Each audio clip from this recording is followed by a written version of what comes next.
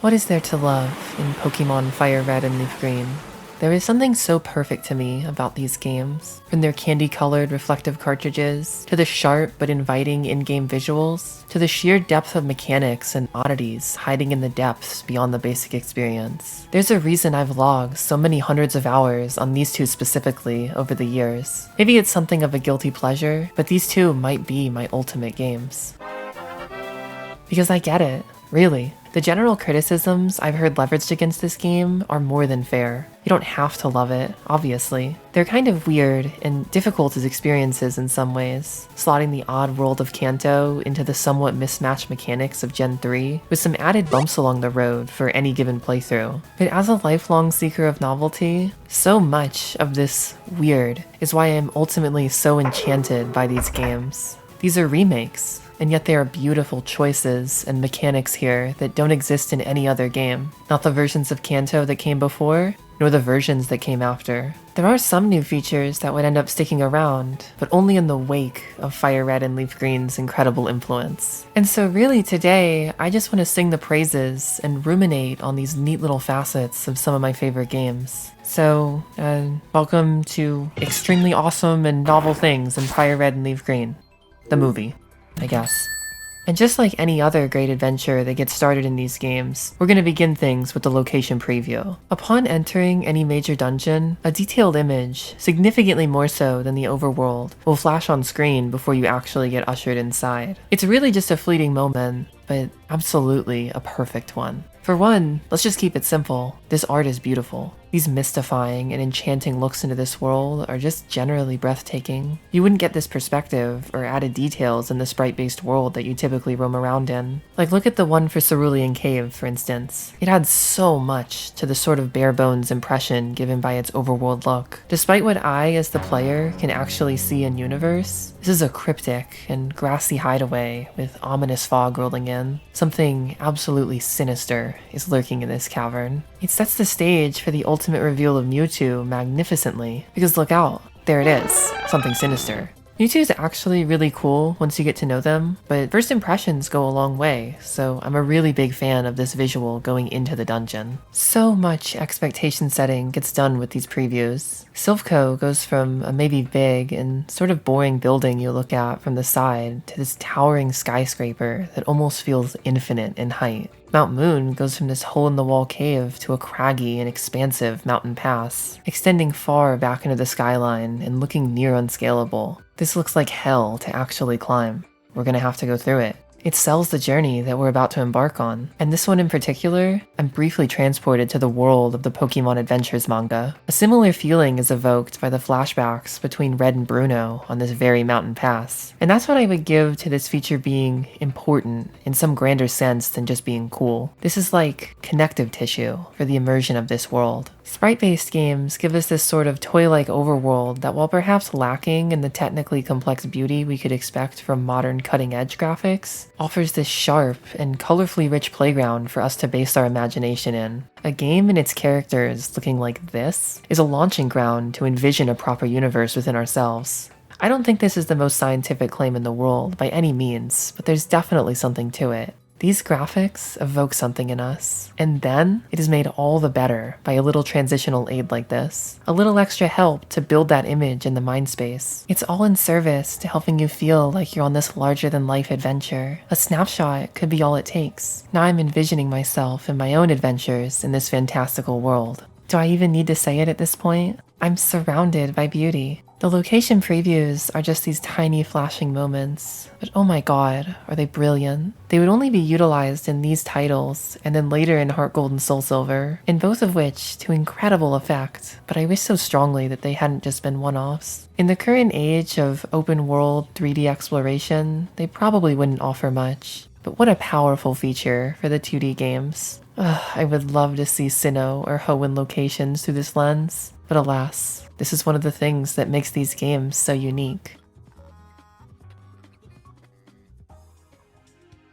In a similar vein to the location preview, we must also address the FireRed LeafGreen Pokedex. While it again would be repeated later in some form, this Pokedex boasts the incredibly odd Habitat List feature. And you would think, based on the name, that this is just good world building practice, and some accounting even for the avid Pokemon collector. A list of the habitats in game, and what Pokemon you can find there. It makes complete sense in its iteration in Black 2 and White 2. Upon reaching a new area, that locale will get added to your personal list of habitats, and then it will be gradually populated by the Pokemon that live there as you see or catch them. I think this is arguably a perfect feature, mainly just because it's a common sense measure for a device intended to be taken on an adventure by a trainer catching them all. The only thing I can point to being wrong with it is that it wasn't really in any other game, something Pokemon has a certain affinity for some reason. But yes, any other game but FireRed and LeafGreen. We made it back, and that's why we're here. This version is just fascinating though, because it's not by route or actual in-game location. The Pokemon are just vaguely organized into these overarching biome categories. And I don't mean to dissuade at all, because it's a lot of fun. I love scrolling through these categories and getting a kind of in-world look at the different ecosystems and their inhabitants present in Pokemon's greater biology. Where it gets absurd though is how general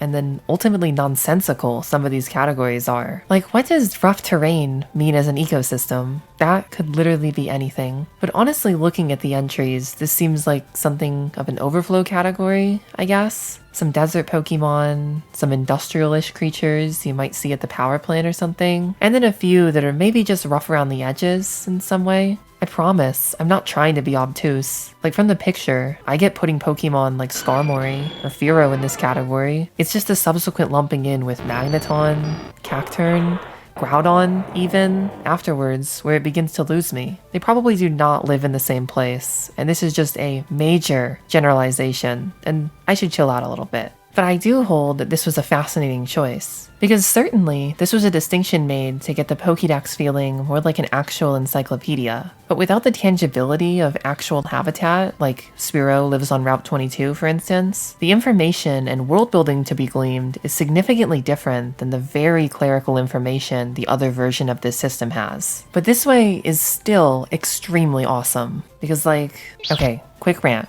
really quick rant. We gotta talk about containers, and I swear to God, this matters a lot. We can't just have a container or a category by itself. Like, fruit is not a thing that just exists. It's a category that describes the things that we put inside of it. Strawberries are fruit, lemons are fruit. These things assuredly exist, but that mere descriptor does not by itself. We cannot just have fruit. But we get a lot of information when an object is ascribed to one of these containers. Ah, so you say that a lemon is a fruit? Well, that handily informs me that this object is a seed-bearing structure formed from the ovary of a plant. The category instills major meaning on its defined pieces, not the other way around. And so that's where this strange categorization system ends up being an unexpectedly rich piece of world building. It just isn't helpful to look at the incredibly broad category of mountain or forest as generic classifications, because there are so many distinct instances of both across the wide world of Pokemon. Mount Ember is extremely different from Mount Pyre, but there's so much value looking at these categories in the other direction. Like Castform, for instance, is considered a grassland Pokemon per these categories, and that is fascinating intel for the species, because Ruby and Sapphire let us know it was artificially made in a lab in Hoenn, and the Pokedex entries don't give us much as to how it actually behaves in nature. So from where we're sitting, this is kind of a big deal. Perhaps once released from its artificial spawning ground, Castform prefers the lush greens of the grasslands, and now I feel like I understand this little guy just a little bit better. Or at the very least, I've gotten some fuel for my imagination for how I interact with this character. It's weird, but still very peak storytelling. All of the Pokemon with, let's say, questionable in-universe origin have so much done for their characters with this system. I got my Charmander in a lab at the beginning of the game, but now I know in its heart of hearts that it actually yearns for the mountains. Beldum, as of these games, was a creature of near completely unknown origin or habitat. You would just receive one from Steven after beating Ruby, Sapphire, or Emerald. But now we know that it prefers rough terrain, and when further cross-referenced with Sapphire's Pokedex entry describing it to sleep on steep cliffs, a real biological picture is starting to form for how this creature operates outside of captivity. I'm just picking at a few interesting ones with this, but the list really goes on. Chikorita, Latios, Eevee, Togepi, Ralts, Shuckle, Jirachi. Pokemon that are presented to us in odd ways through gameplay are given such vibrant life with the presence of these categories. The imaginative seeker is given so much by this incredibly strange Pokedex style.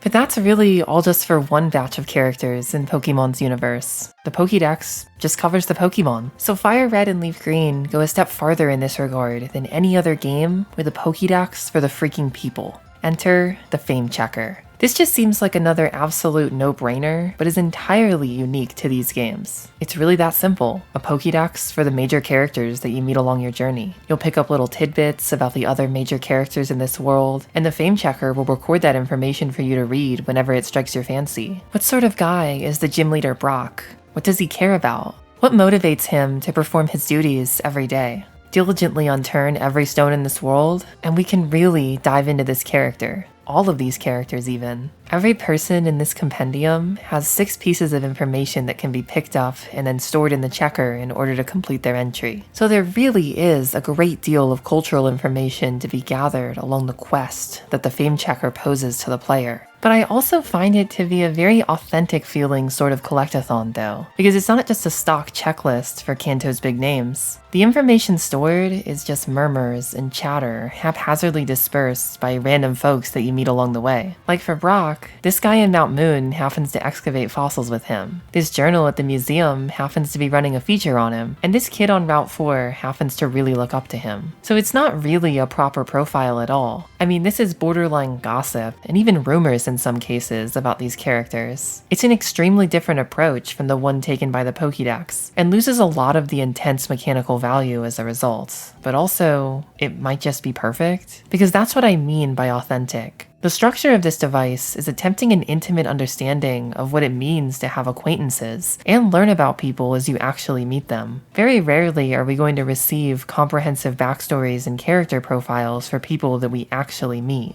No. Rather, a tapestry is going to gradually unfold as we talk to them, hear about them from their peers, and learn of their accomplishments. And the Fame Checker goes hand in hand with a video game world built for this type of authentic interaction. Because this is just a note-taking device, really. It just records the world around you as you experience it. So for this little piece to work, the entire experience has to. And it does. There was already plenty of this ambient world building placed around Kanto that can be observed from its original iteration, but FireRed and LeafGreen add a lot of extra new information and dialogue, seemingly specifically for this purpose. Certain interactions can only be had after certain criteria is met, like getting a certain badge or beating the Pokemon League. And then there's also plenty to learn on the Sevy Islands, the bonus region exclusive to these titles. So there are lots and lots of stones to unturn, extra stones to possibly be checked multiple times even. Time does not flow in FireRed and LeafGreen, but clever world design has made the experience wondrous and dynamic. The Fame Checker might just be a note-taking app, but its existence and framework incentivizes just diving into this universe. They turned world building and character investigation into a collectathon. It's genius. And there aren't really even any strictly tangible prizes for this process either. Your prize is rich world building and character development, which I would like to pay heed to is perhaps one of the most important things in a game like this. Perhaps the greatest reward. But if you do get all 6 pieces for any given character, you'll unlock a special message from them accompanied by a picture of their detailed sprite.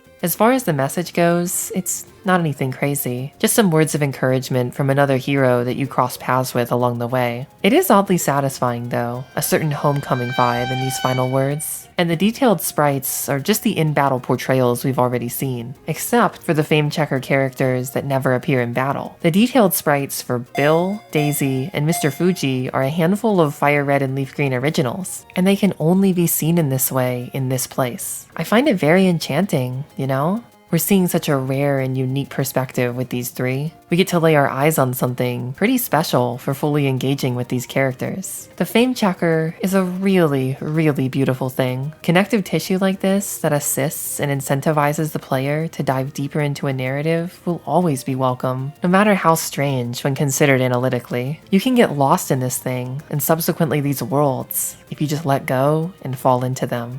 And so let's do just that, fall into this world.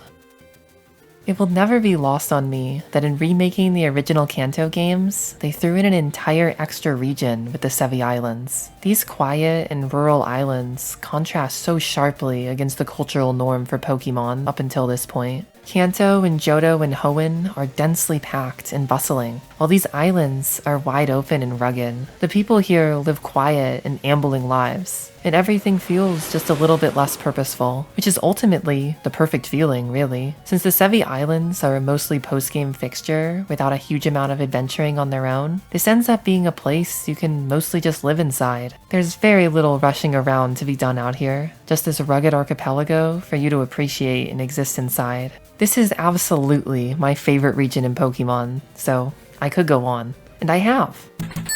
But today we're focused specifically on the novel and absurd, so we're just gonna go to a couple places in particular during this visit to the islands. Exhibit A, the Trainer Tower. At a glance, this hulking skyscraper lurking over the northmost point of Sevy Island reads all too similarly to the Battle Tower. Even though this is only the third generation and this specific concept was relatively young, it was on its way to becoming a time-tested stable feature and would continue for games and games to come. The Battle Tower is simple and straightforward. These are endgame battle facilities where the trainer fights a potentially infinite stream of battles one by one with a common goal of winning as many possible in a row. Enemy teams tend to be somewhat randomly generated, and we as trainers need to try and develop the most consistent team possible to handle all the Pokemon nonsense the game could potentially throw at us. To put it simply, you need to win a bunch without losing. The system was the standard up through Gen 8. It's not always a tower, sometimes a subway, a maison, or even a tree. But the tower system is virtually entirely consistent across every iteration of the games it appears in. You need to win a bunch without losing. But for whatever reason, this is not the case specifically with the Trainer Tower. There is a different objective here that changes the entire process. Instead of winning a bunch along the usually infinite road, the goal here is to do it quickly. There is a finish line at this tower, and a roof, oddly enough. I know that's kind of an odd thing to immediately comment on, but these places are so usually marked by their almost purgatory-like function with an actual end never in sight that it feels gratifying but also incredibly strange to be able to actually stand on the rooftop and simply say that you did it. There's a certain mysticism with the Gen 3 and 4 towers because they have all this surrounding fanfare as battle facilities and set dressing to highlight the climb. But there is no proper ceiling, there's no peak. And I have always vagrantly wondered what the top floor looks like. Is there a roof at all? From a mechanical function point of view, what I'm wondering here is kind of silly because this is like essentially a roguelike. Infinitely procedurally generated teams, a boss of sorts that gives out a badge to certify completion, but there's no true end in sight. I think we can at least call this a form of a roguelike, so there's no need for a proper ending, but my mind is brought to it because it's a tower, specifically. Towers are things that we climb and then reach the top of. So the set dressing itself is the invitation to make it to the ceiling, yet it never comes.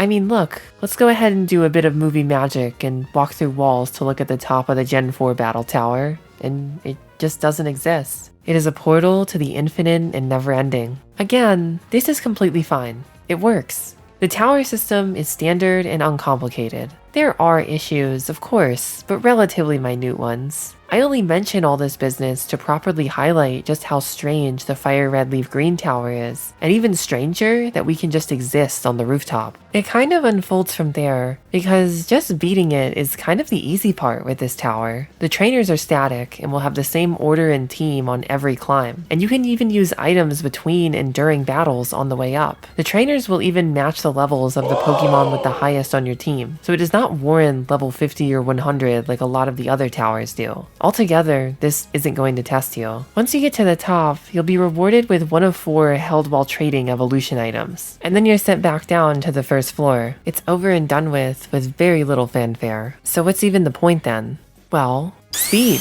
Kind of, like I originally said. It's not hugely focused on, but there is a board on the first floor that displays the fastest runs up the tower in each format. It's kind of simple, but genuinely highly competitive in a way that these things usually aren't, so it's really, really cool. And if you have some friends, or maybe an online leaderboard to go up against, you can really sink into the question, what is the fastest way to conquer this tower? Going for speed rather than consistency, the meta is going to get pretty untraditional to what's usually considered strong for these games. Like one of the coolest and most dominant things I've seen take apart this challenge is a level 3 electrode that you get through an in-game trade on Cinnabar Island. It has Sonic Boom, which does a flat 20 damage, and at a level 3 max, this just rips apart everything standing in your way. It's incredible and ridiculous. I think there should be more framework to incentivize this type of competition within the game itself. But if nothing else, it's a unique experiment with a ton of potential for exploration. And finally, well, I do think it's a bit of a footnote. I would be remiss to not mention the e-reader cards that were originally intended for use at this place. This was only in the original Japanese releases, so I wouldn't be too remiss. But you could kind of build your own towers by scanning in trainer cards that would create unique configurations of battles so you could have your own personal puzzles or challenges to run with friends. Not very accessible, especially today, when you need all of this nonsense to engage with the novelty. But hey, it's cool that they were tinkering at so many different ways to customize and complicate the experience. And now, Exhibit B. The wireless minigames. On 2 Island, there is an additional game corner that goes beyond the one in Celadon City. But instead of that sweet gambling, this one features colorful and relatively complex minigames that evoke feelings of the Flash game era. First, there's Pokemon Jump. It's a pretty simple jump rope game where you have to time your jumps over the flipping Venusaur vines, and if you ever get caught, you have to start all the way over. Nothing crazy on its face, this goes on essentially infinitely until you get hit. Then, we've got Dodrio berry picking. Definitely more technically complex, but with a still relatively simple objective of catching falling berries in the mouths of the player-controlled Dodrio. And I just love these games so much. The love poured into this little spectacle is extremely evident, and the little details are picture perfect. Goodness, it's so immersive. Cute little just because games with so much beneath the surface. It's so clearly devoted to whimsy just for its own sake. But where this becomes such a curious case is with what exactly is beneath the surface. The games themselves are fun and easy to have fun with, but are cumbersome to access and then even worse, sort of forced on unsuspecting players. As far as them being cumbersome, you may have noticed that none of the gameplay I have shown so far has been with a single player character. And that wasn't a choice at all, as these games were designed with mandatory multiplayer between multiple cartridges in mind. It's 2 to 5 players for Pokemon Jump, and 3 to 5 players for Dodrio berry picking. And these are live, real-time minigames. It's already one thing to have access to another system and cartridge, but unlike a trade I could technically do with myself, this requires live inputs from every system. And then further, this for some reason required a unique peripheral in the wireless adapter, unlike the usual link cable. And really, I completely think these games are great. Jump is fascinatingly complex despite it just being a jump rope game. It's got different scoring systems based on the number of players involved, and a complex reward table of rare berries. And each Pokemon that's eligible to be used has its own jump style that affects the tempo of play. Berry picking, on the other hand, requires fluent cooperation and teamwork between its players in order to truly succeed at the task. But it also comes with a touch of friendly competition, as prizes will only be awarded to the highest scoring player. But even I can appreciate when something is asking too much. It's too much. There is no amount of fun that could rightfully warrant at least 2, but ideally 3 Game Boy Advances, cartridges for each of those advances, and an additional peripheral for each of those systems. And the games do literally warrant this activity. For whatever reason, these mini-games and being good at them are a completion criteria for the game at large, with an individual score of 200 or higher in both games being required for one of the game's trainer card stars. Putting these mini-games alongside the likes of beating the Pokemon League and completing the Pokedex. And that is just absurd. There's no beauty to it.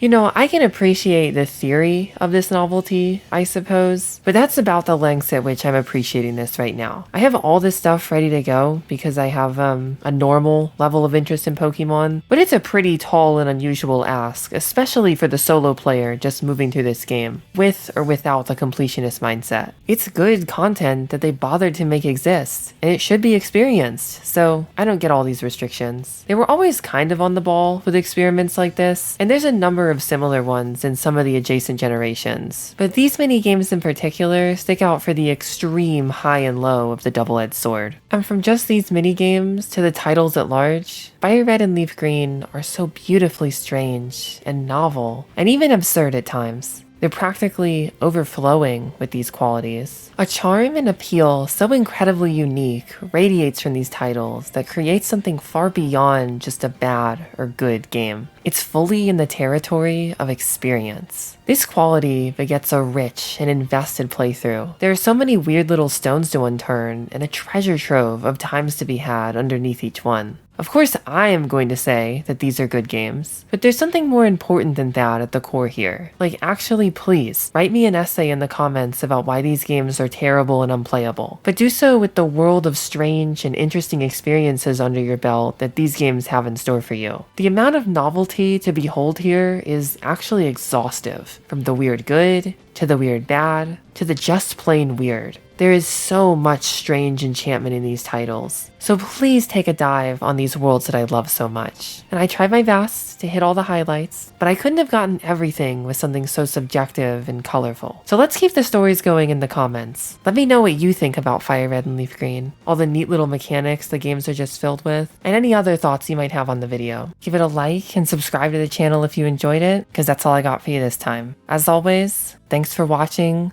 I'm surrounded by beauty. Droomish out.